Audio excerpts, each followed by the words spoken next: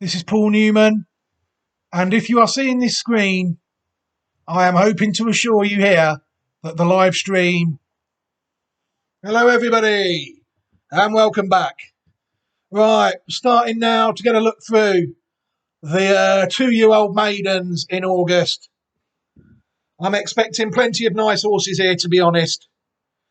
So what I'm going to do before I start is I'm going to record this quick intro, and then I'm probably going to try and do short, sharp videos on every single horse that we look at rather than lobbing them all together in separate videos like I've been doing for a lot of the 2-year-olds, because really we're getting to the time now where I think that they're running out to make their mark at the top level at 2, unless they go do it in 2 more starts, maybe one in a couple of weeks and then one in maybe a Group 1 towards the end of the season.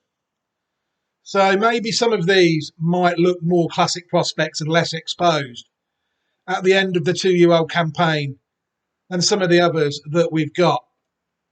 ClassicWatch24.great/site.net will be the site where the Classic Watch horses for 2024 will be. There's already a couple of Australian horses on there for the meantime. But for now, it's time really to start cracking on about these horses and getting through them as best we can. So by the miracles of science, I will be back shortly and we will be discussing a winning 2-year-old from the month of August 2023. This is Paul Newman, and if you are seeing this screen, I am hoping to assure you here that the live stream will start very... Hello everybody, and welcome back to the next horse that we're going to take a look at, that won in August of this year and has since gone on actually to win a group race, which is exactly what we like our horses to do. We're going to look at the Juddmonte owned No Nay Never sired Array, trained by Andrew Balding, who of course won the UK 2000 Guineas for Juddmonte this year with Chaldean. This horse here, you'll see it's never gone off as though there's much value about at all at the moment, unfortunately. It took 3 runs to get off the mark. It has been showing slow and steady progress. Its first 2 maidens were both rated 87. It then ran to 92 when it got off the mark. Improved again to be placed in a Group 3 when it ran to 96. And then the biggest improvement really, up 7 to 103 when it won the Group 2 Mill Reef Stakes at Newbury on higher ground, running to a mark of 103. Like I said, obviously we've got other runners. The reason this horse is being looked at today is the people see it's actually entered in the Dewhurst this coming Saturday, for which the horse is available at a rather luxurious price, a price really that shows the strength of the race. Some very nice horses in the Dewhurst, as one would expect the leading 7 furlong 2-year-old Group 1 race of Great Britain to have. This horse here, Array, is a very well-bred horse. He is already a full brother to 3 horses that have made their mark at Pattern Race Company that have ultimately proved frustrating, and I should know that because I've followed all of them. People will see that Array is a family 1K, which is an interesting line, I feel. The 3 brothers, the 3 horses in question that Array is related to, Maximal. You'll see how frustrated this horse is. Winner of 1 of his 17 starts, and in the place 7 more times. He's been second in 2 listed races, and also second in 2 Australian Group 1 races. The Doomben Cup, which funnily enough was ran at Eagle Farm, and the Turnbull, which was ran at Flemington. He was also 4th in the Group 1 St James's Palace Stakes at Royal Ascot, age 3. Like I said, the horse has only won one race in his career, and that was the one race I identified him in when he won. And the horse just has not won since, which says it all, really, about the luck I've had with this line. Jubiloso is another one. For me, thankfully, slightly less raced because she, in fact, is a mare. You'll see there that the one before was a gelding. Jubiloso raced 7 times, winning twice and finishing third twice, collecting just over £77,000. She was another ultimately frustrating horse, third in the Group 3 Oak Tree Stakes at Goodwood, and third in the Group 1 Coronation Stakes at Royal Ascot. You'll see there that she has a 2022 filly waiting for us next season by Wootton Bassett. That'll be lovely, won't it? And a 2023 colt by See the Stars. Never won a pattern race, Group 1 and Group 3 placed. Jubiloso. And the third one is Jovial, another mare by Dubawi. She raced 9 times, winning 3 and finishing in the first 3. 6 of her 9 starts, only winning just shy of £26,000. You'll see the highlight of her career where she was actually placed in 2 listed races, the Eternal Filly Stakes and the Bodicea Filly Stakes. And next year we have a Lope de Vega coming our way via Jovial. So already we've got some horses to look forward to next year just by looking at a few dams related to this horse. You see the ratings there of them. For Maximal was rated 118, Jubiloso 111, Jovial 105, and this one currently OA, 4th on the list at 103. The dam, Joyeuse, managed to win 2 pattern races, finishing second 2 times and third 2 times, and was also rated 109 on the flat, sired by Oasis Dream. And you'll see there that the pattern races she won, a listed race at Haydock, the 2014 listed race for fillies, to do with the sponsors, don't know the name of it. And also in 2013, she won the Dick Paul Filly Stakes, age 2. In 2013, with, like I said, running to her best mark, according to the Racing Post, was 109, which she ran to when finishing second in the Group 3 2014 Summer Stakes. She was also placed in the Group 3 Ballyrogan Stakes in Ireland when an odds-on shot, and she was also placed in the Group 3 Fred Darling Classic Trial at 3 as well as winning those 2 listed races. And she was also placed at 2 in a Group 3, I've just noticed that. Third behind Kiyoshi in the 2019 Albany Stakes. So it's fair to say that Joyeuse really had a good career. It's when people look to see what she's actually related to. Frankel.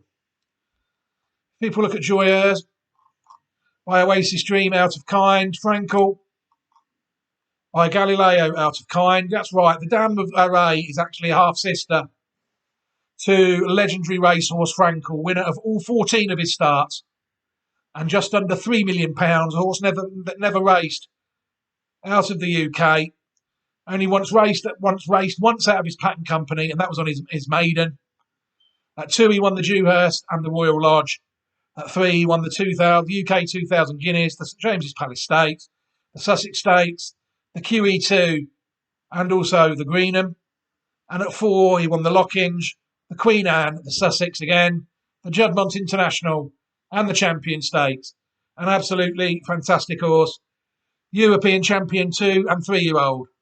2011 and 2012 European Horse of the Year. And arguably the heir apparent to his father, the great Galileo, as the leading European sire. I think it's fair to say at this stage, obviously Frankel wasn't the only one. The Frankel was famous for having his pacemaker with him, who was also fully related to him. Bullet Train, winner of 2 of his 14 starts and over £114,000 in his own right. And he was a group winner Bullet Train won the Group 3 Lingfield Derby trial and was fourth in two Group 1s, the Lockinge and the Sussex, when probably as a pacemaker for his champion three-quarter brother. But he also went to stud in 2013 in Kentucky, as has been standing in Ireland and Australia throughout the late 20 teens as well.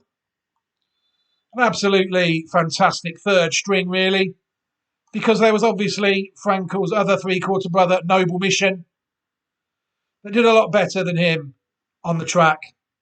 Winner of 9 of his 21 starts, 15 of 17 in the first two, and nearly £1,400,000 in prize money. He was more of a late developer at Noble Mission. At 3, he was first in the Newmarket Stakes. At 4, he won another listed race, the Tapster. But it was at 5, really, that he made his breakthrough, finishing first in the Champion Stakes, first in the Grand Prix de Saint-Cloud, first in the Tattersalls Gold Cup, and also a Group 3 winner twice in the Gordon Richards Stakes and the Huxley Stakes, as well as those two listed races. He was the 2014 Cartier Champion Old Horse in Europe a year after his brother Frankel had retired to stud. And he was stud mainly in America as well, and also moved to Shizunai Stallion Station in Japan in 2023. He's currently still at stud. It's remiss of me, really, to not have the tab showing Noble Mission, the stud record, really, so we'll have to do it live. I really should have lined this up before. It's very sloppy of me to do this live on air, because there's no guarantee of, like we're saying, we're getting slow internet connections already. The internet crawling. That's why things are normally always set up before we start broadcasting, so the internet can't play havoc with our streams as it likes to. The internet in my location is unique. It can be 100% perfect when I'm just killing time on it. But when something needs to be done, we'll have no end of handshakes happening, TLS handshakes, or whatever they're called. Handshakes always slow us down. I mean, we're on the wrong tab for a start. We need to be on Stallion roster. And we know that, according to them, he's still currently standing in Japan. So it should be just a matter of going to the Japan tab. So I'm using the site now, and it's still not loaded according to the thing. And then it's just scrolling down. And if the horse is still alive and still standing, it will be on this list in alphabetical order. And he would be, wouldn't he? He would be right at the bottom of the third page. This part of the video, a fantastic advert of why I always do these sort of things off camera. Noble Mission. He's not without good horses in America. There was one going around that was winning Derby trials not so long ago. You'll see he signed a decent crop in 2016 of 115. And then his numbers slowly got a bit lower. Unfortunately, though, he signed 12 individual stakes winners, 8 of which have won graded races, for a total of 36 stake wins and 16 graded races. Not exactly a poor stallion, is he? By any stretch of the imagination. You'll see there that USA, Great Britain, Canada and France. That can only mean to me that the Japanese ones are yet to really hit the track. Oh yeah, that's the one. Code of Honour was the one that was going round in Derby trials. Winner of the Travers, Grade 1, and the Belmont Jockey Club Gold Cup, Grade 1. Won the Kentucky Fountain of Youth. So he is more than capable of siring a very good horse. Noble Mission, just like his three-quarter brother.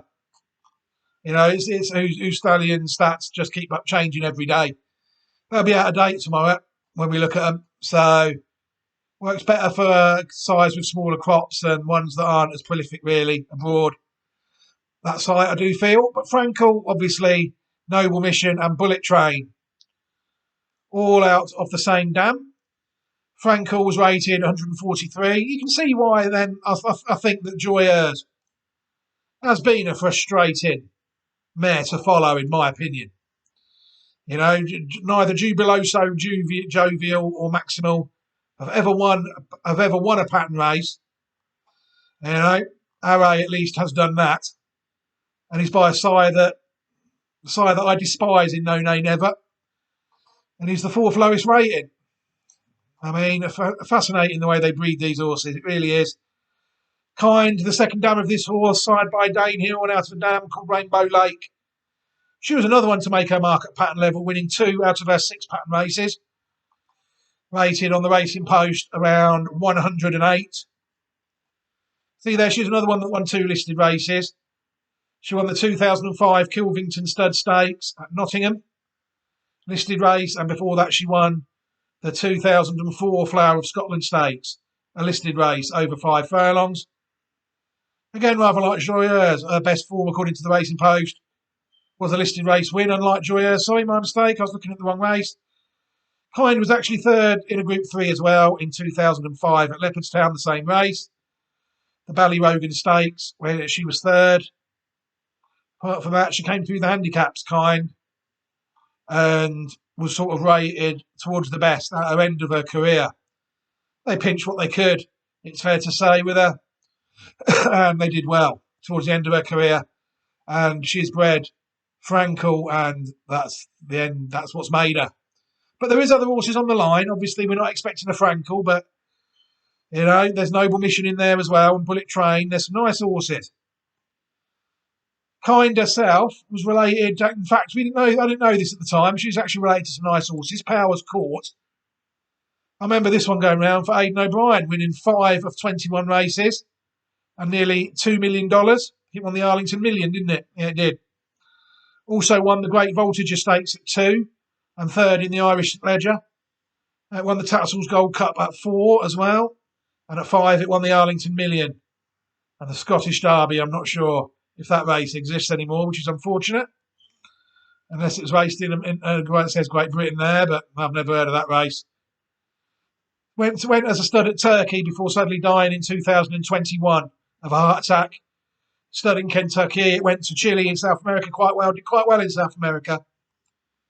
Good solid horse, without any shadow of a doubt. That is also out of Rainbow Lake, who is the dam of Kind, we will take a look at shortly. Last Train is another one. A winner of only 2 of 12 starts, £236,000 in France. On the French Ledger, didn't it? No, it didn't. My mistake. So it won the Group 3 Prix de Barberville, and it was placed in 2 Group 2s, the Prix Niel and the Prix Vicomtesse Vigier. And it was also placed in Group 1 Grand Prix de Paris at 3. Standing as a stud in France, I mean, that is another one really that I should have had open. I mean, this video is very sloppy. We saw how slow the last one was. We'll see if this one is still at stud as well. Very sloppy video, this on my behalf. All I can do is apologise to everybody. Yeah, it is what it is. My sloppiness.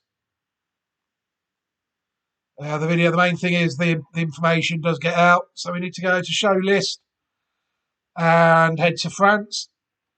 Arian.co.nz, this site is called, based in New Zealand, but it does seem to cover worldwide breeding very well indeed, and is a very good reference. Last Train, we're going to guess that'll probably be on 2 now. I've looked at that. Last Train is not on the list, so I can only assume that Last Train is no longer at stud. Sadly for him, in France. Whether he's instead somewhere else remains to be seen, but at the minute I would have a good 30-minute look for him off camera and come up with a tab and show you. But obviously that can't happen on screen. Riposte is another one. Riposte the mare, winning 4 of 16 starts, finishing in the first 3 in 9 of 16 starts, $512,000 by Dan Silly. You see there that Riposte won the Ribblesdale at 3, Group 2 winner, and at 4, when switched to America, it won another 2 Group 2s, the Sheepshed Bay Stakes and the New York Stakes. And at 5, it was second in the very one stakes. Never won a Group 1, unfortunately. Produced him for qualifiers 2022. Not really bred anything. I did look of any consequence in any pattern races. Unfortunately, riposte. So slowly close a few of these down now. And the 1K, you'll see that if we look historically at line 1K, our session there, Rockfest, Rainbow Lake, Kind and Frankel and Noble Mission. There isn't really a lot else on this section, apart from what we've got.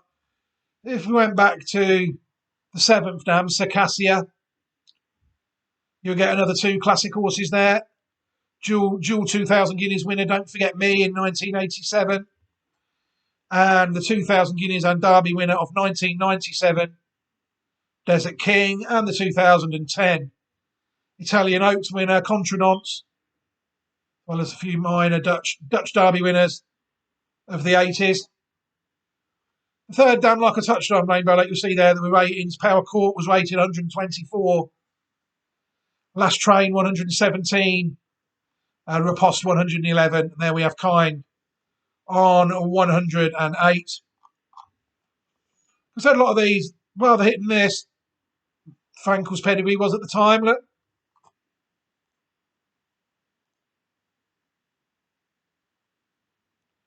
A couple even born just after Frankel have failed. Joyeurs as well has been a bit. So Frankel really was a freak of a racehorse. Looking at his immediate pedigree, considering Maximal has only won 1 out of 17 races, Frankel's took Maximal's wins off him, it's fair to say. I watched Maximal in Australia. He's been unlucky once, at least once, not to win a Group 1 race. Rainbow Lake, the 3rd dam, we'll take a look at her. The Racing Post probably getting a bit unreliable now, even with the dam of Frankel.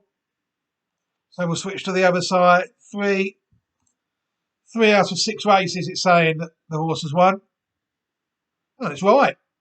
Yeah, that's good to see that even with the best horse in the UK history, the Racing Post is actually still correct.